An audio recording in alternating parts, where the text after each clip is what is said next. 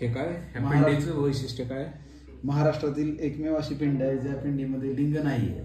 तुम्ही जर पाहिलं तर सर्व पिंडीमध्ये किंवा महादेवाच्या रामेश्वराच्या मंदिरामध्ये लिंग असतं, परंतु या पिंडीमध्ये तुम्हाला लिंग दिसणार नाही. आणि ह्या मंदिराचं ठिकाण, लोकेशन? याचं ठिकाण भोगावती नदीच्या कडेला आहे आणि ही भोगावती नदी धाराशिव जिल्ह्यातील लेण्यातून उगम पावते.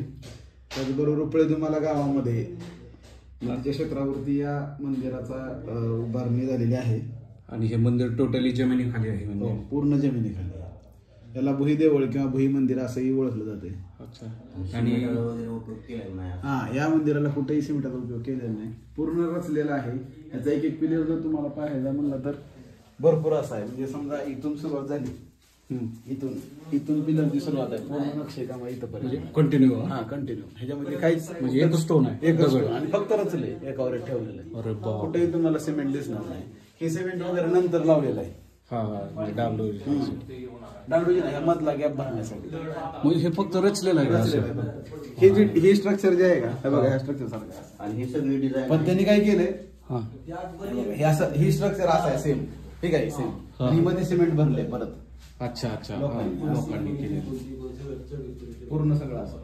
तर हे महाराष्ट्रात आणि भारतात बऱ्याच लोकांना माहित नाही. फुलाचे वगैरे डिझाईन काय घेऊ तिथली कुठले आत तो कसले कोरीव आहे, हातानेच केलेला आहे ना. तर पावसाळ्यामध्ये तो पाणी असते थोडं खतराच. हे नक्षी